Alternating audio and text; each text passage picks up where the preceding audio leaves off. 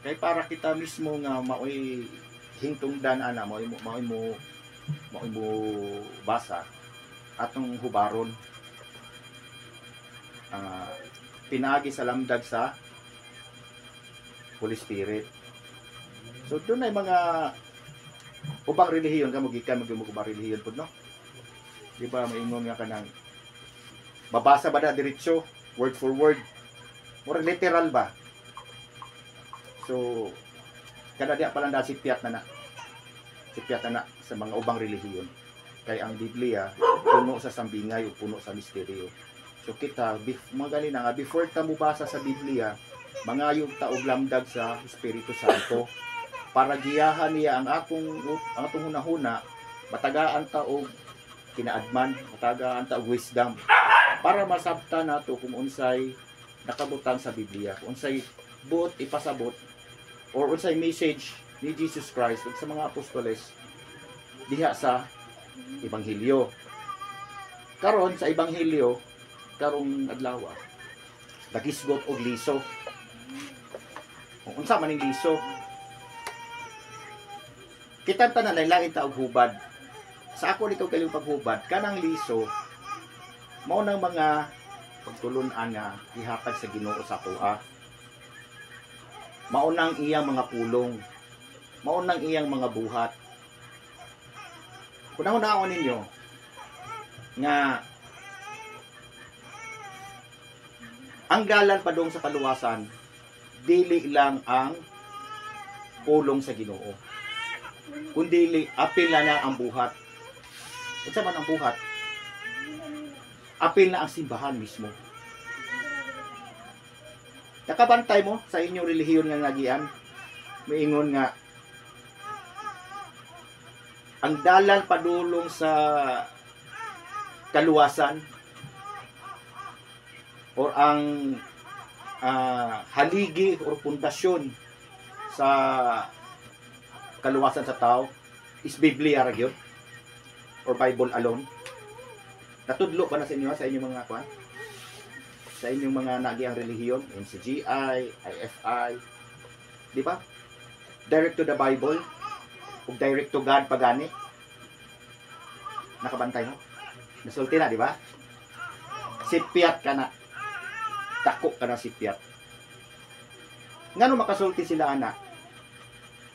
Sa inyong kaugalingong pagkuan, pagsabot. Ngano musulti sila na nga? Nasa Biblia ra gyud ang atong kaluwasan, wa nay lain. Ngano man daw? Unsa may hinungdan ko no? Unsa may ilang explanation?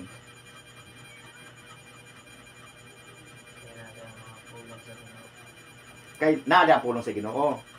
Literally. Naturally, nagi na pulong sa Ginoo kay mao man ni Biblia. Gitudlo ba sa inyo nga kinsa nagbuhat sa Biblia? Wala. Oh. Tanang relihiyon sa kalibutan ang gigamit nila nga Biblia, ang nag-compile ana way lain kundi ang simbahang Katoliko. Tanang Biblia gigamit. Protestante man na, Muslim man na sila, unsa pa na silang mga relihiyon. Wala ang nagbuhat ra sa Biblia, ang nag-compile ra sa Biblia. Ang Biblia magud inani. Ang Biblia mo ni usas gigikanan sa liso. Nga gitisok diri nato. Oh. Karon kung wala ta karoy gigamit nga Biblia nga gigikanan sa pulong sa Ginoo. Diba? Pero kunahon naa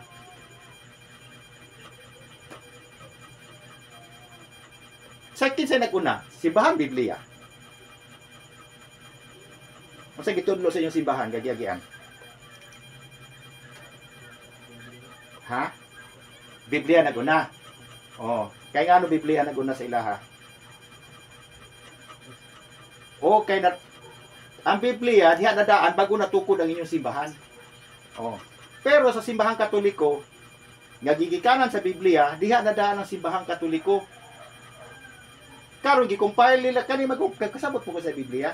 Ang Biblia composed of many books. From the Old Testament to the New Testament, gi-compile, giusa. Ang nag-compile ana, ang nagbuhat ani karon nga nahimo ni karong Biblia, ang nag-compile ani ay sa simbahang Katoliko. Ang nag-order ana si Pope Damasus. Ang nag-compile si Saint Jerome. So, mao na history ana. Mao na mingon ang mga relihiyon nga inyo giagian nga nasa Biblia, Bible alone may makaluwas. No. Kay ang pundasyon ug sukaranan sa atong kaluwasan dili lang ang Biblia. Ang Biblia produkto lang sa simbahang Katoliko. Ang simbahan yun. Kaya nga no, ang simbahan. Sa wala pa si Jesucristo mo sa langit. Yan ang nagdibilin sa atong mga apostoles. Kinsay unang Santo Papa sa simbahang Katoliko? Si San Pedro, di ba? Oh. Hangtod na pasa-pasa sa napasa sa mga ningpuli niya nga mga Santo Papa, hangtod karon 266 ka Santo Papa. At present karon si Pope Benedict. Hindi, Francis. Oh, Pope Francis. Sorry. Pope Francis. Oh. Karon arita sa atong ebanghelyo nga ang sambingay liso. Akong usbon ang liso para nako mauni ang mga pulong sa Ginoo, mauni ang mga pagtulunan sa sibahan nga gitisok diri nato. Oh. Naara nato kung ato ning dawato ug atong palambuon sa atong tagsa-tagsa kagalingon. Oh. Kamo mga batan-on pa. Kami nag-agisan sa pagkabatan-on. Tiguang na ka, Brad. Kuan. Nag-birthday ko gahapon. Kuan, Birthday niyo gahapon, 21 ko ron, 21. Birthday niya gapon. Joke. Still young din. Inani ha. Inani. Pulong sa Ginoo, mauna mga liso, mga pagtulunan. Dipasa diri nato. Kung sa una, naa nato sa pagpalambo. Mintras bata, ato nang palambuon sa itong tagsa-tagsa kaugalingon. Ngano, moabot ra ang panahon pod, mahimo ra gyapon mong ginikanan.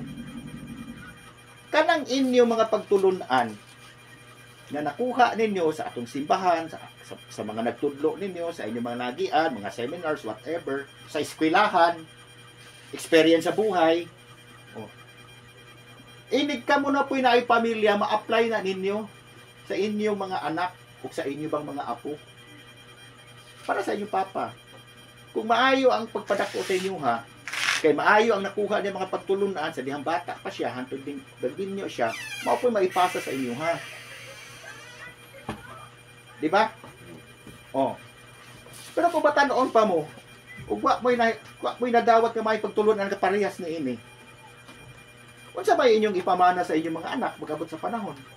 Kung barumbado po sila. O, sabi, tapos ng kinabuhi. O, kung babae, pwede mapaangkan. Kung lalaki, pwede mapriso. Pwede na mong adik-adik. O, mauna. Nga kinana, kanang diso nga atong madawat, ato ng palambuon. So, kung saan pagpalambo, mauna nga inani, participate tayo ng inani, like ganihan ng invite si Brad o seminar, LSS, kamala ko si LSS, Life in the Spirit Seminar. It's another experience. Try yun ninyo. Kung apang pasuway ginana, suway yun mo. Kaya nindot kayo. Daghan mo makuha ang mga pagtulunan. Kung inikoman yung seminar, tell me if I'm wrong, na lahi na dagan ang yung pinabuhi. Mas magalit tibok pamilya. Usa na, liso na ngay titisok sa inyo ha. Tapos simba, maminaw sa atong pare, ay mga wali. Tapos na mga tulumano ng simbahan, may mga sakramento. O sana na, bunyag, kasal, kani mga kuan, pagkumpisal. O di masana mahimong nga mo kalawat ta, mudawat ta sa lawas ug dugo ni Kristo diya sa Eucharistia, kundi lang pud sad ta mangumpisal. Kung sa ato pa ng kinabuhi, di ba pud pwede di ta maligo. Maligo kita kay para malimpyuhan ta. So, usa pud na. O, mao na Kung adto mo sa laing relihiyon, wa gina nila. Wa na mga sakramento. Ang gina puro ra mo basa sa Biblia. Di ba? Basa sa Biblia, unya sayaw-sayaw, di ba? Kanta sayaw-sayaw. Wala yung mga sakramento. Ika na mga sakramento, dako kay naog magamit sa atong kinabuhi para sa atong kaluwasan. Kay wa na gibugna-bugna ra sa simbahan nga tungod kay trip-trip lang nila. Wala. Gitudlo ginagikan pa na sa karaan, gikan pa sa Old Testament sa mga propeta hangtod na kang Jesus Christ. Gitudlo gina. Sama sad sa pulong sa Ginoo dinhi sa Biblia. Gikan pa diskaraan. Pero wala pa lang to ma-compile. Wala pa lang to mausa. Like Genesis, Maccabees, mga Daniel, Job, o mga Old Testament, kaning ang Revelation, no? Di, Sa inyo na Revelation din. Mo na mga sa Old Testament, ari naman sa New Testament, manang St. Luke, Mark, Matthew, o mga Revelation, ano siya na. O, i-compile lagi ako usbon ha. Giusa sa simbahang Katoliko mo na nagipanggamit karon sa tanan bisan tanang mga relihiyon.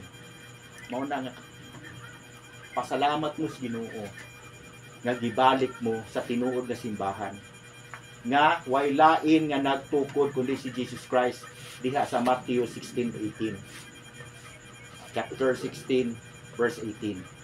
Nga yang gibilid kang Pedro di sunod karon sa atong mga sa ato papa karon mga obispo, mga kaparian. Sila gigikanan aning liso, mga liso karon nga gitisok sa atoa. Diri sa atoa, kabot atos panahon nga gusto na ta magbinyo, gusto na ta mo barog pamilya, mao na nay ato ma-apply sa ato mga anak. O pag sila na po'y maabot sa panahon nga gusto na po nila magpamilya, ila po na mapasa dito. Diba? Family is the small unit of the society. Ang atong komunidad nagsugod sa ginagmay nga unit, mauning pamilya. Kung unsa ta sa atong pamilya, maupod na ang atong komunidad. Kung panangitan diri sa palibot, kung ang mga tao diri walay maayong pagpalambo sa liso sa ilang kaugalingon, liso ang mga pagtulunan, mga pulong sa Ginoo. Kung wala nila mapalambo na, kamutanan diri sa inyong komunidad, way ayo inyong komunidad, gugot, daghang marites, daghang palahubog, daghang adik-adik, daghang bloods, daghang crips, daghang akro, daghang tawgaman ng mga bugoy. O ba ito, nagpinusilay dito sa may yate. O mga batanon pa, 16 years old, babay, patay. Dua kabalas, dughan. Nano to? Sa sinungdan, kay wa magiyahi. Wa magiyahi mayo. Nano wa magiyahi? Kay ang liso nga gitisok sa ilang sigurong ginikanan, ay we are not judgmental ha. Pero kung nauna-una ninyo, kadlawon ako, imong anak, pinor di edad, wa ni mo pangitaa. Kani tatay ninyo. Ikaw, Brad. Alas 10, alas 11 hangtod kadlaw imong anak, wala diya. Di ba ka mahinawa? Di ba? Nanagot na natin mga cellphone karon magtawag, mutawag jud ka. Asa na makadong? Asa na maka? O nga pa makadres balay. Labo nagbabayo mong anak. Kato babae pa gyud patay. Bago ka na. Naging So, buwan. that's a big example. Tulingan mo, bro. Na kinahanglan ka ng liso nga tisok sa ato ginapalambuon kay para magmayog dagan na ito kinabuhi. Amen. Kami, pilikanan naman po mo. Inyong papa, inyong mama. Kung unsa itambag sa inyo ha, sigon pa sa gingon ni Brad din ha, na paminaw mo kay para na sa inyong kaayuhan. Mao nang aliso nagitisok sa inyo ha. Ug inyo sad nang maipalambo para sa inyong umaabot ng mga anak po. Amen. Kami alalay lang kami ninyo. like ato pag-invite ni brother niya, alalay lang kami. Mo invite mi ninyo, invite si brad na. Seminar ta diri. Domingo na brad. Matagaan ninyong kuras. Usa ka adlaw na nga seminar. Pero sa tibuok ninyong kinabuhi, inyo nang mapahimuslan. Yes. Suway lang mo. Suwayin ninyo. Amen. Eh kami nag-agay kami diha. Ako, pugoy. Batang Quiapo gud. Matanggi ako ah. Tanggol. Nagdako ko nga wa ko'y ginikanan. Nakahuman kong eskwela nga wa ko'y ginikanan. Bakol pa ko. Kung palahubog lang, palahubog po ko. Kapilan ako mahug sa kanal. Kapilan ako mabangalan des karsada. Manila pa. Kanang